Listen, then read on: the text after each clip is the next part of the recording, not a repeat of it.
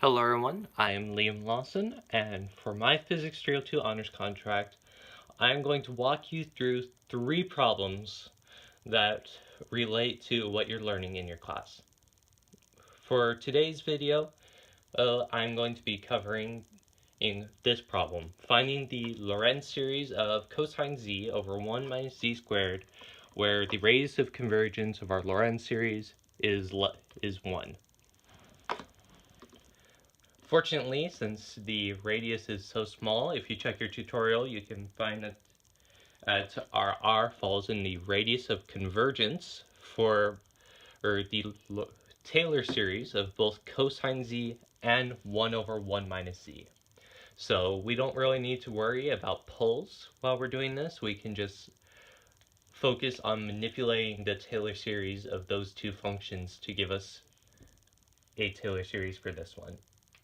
So, first off, if you look in your tutorial, you'll find that you're not really given, well, you are given a Taylor series for 1 over 1 minus z, which is pretty helpful.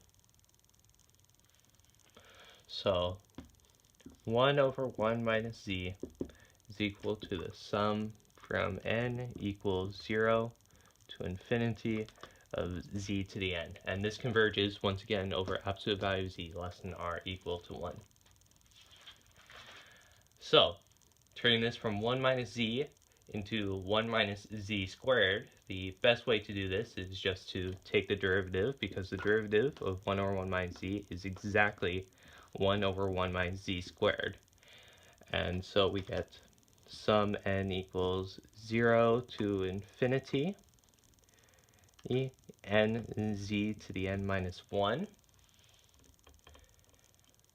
But we don't really want a power of -1. Fortunately, n equals 0 cancels that out. So we can just shift our indices to n equals 0 to infinity of n plus 1 z to the n. So that solves it for 1 over 1 minus z squared. And if you check your tutorial again, you'll find that we're given the series for cos z, which comes out to the sum from n equals 0 to infinity of -1 to the n z to the 2n over 2n factorial. So now our problem is simply to combine these two Taylor series by multiplying them, which of course is kind of an easier said than done scenario, but we'll work through it. So if I can just move these over here, just going to write it in shorthand.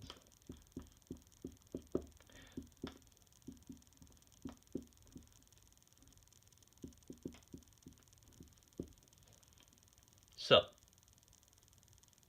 starting from these, we need to combine them to, let's say, z to the n prime. And we want some combination of these.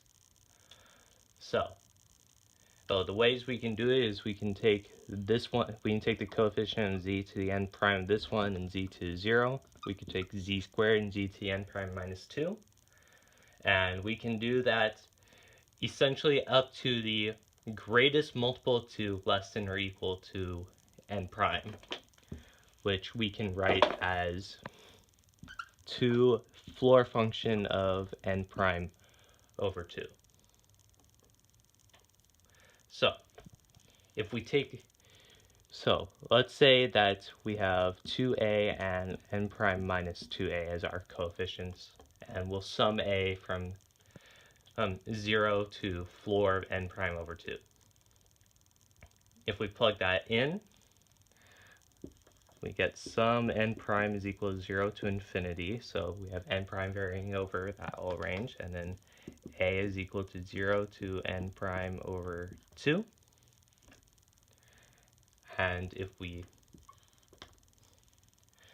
plug in in our a into here, we get negative 1 to the a over 2a factorial.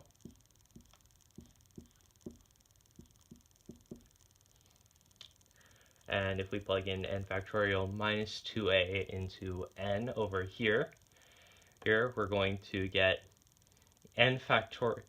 We're going to get n prime minus 2a plus 1.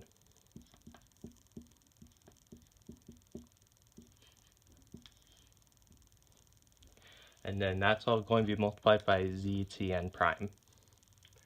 So, since this describes the coefficient for every z to the n prime, we have now described the Taylor series and thus the Lorentz series for our function, and so we are done.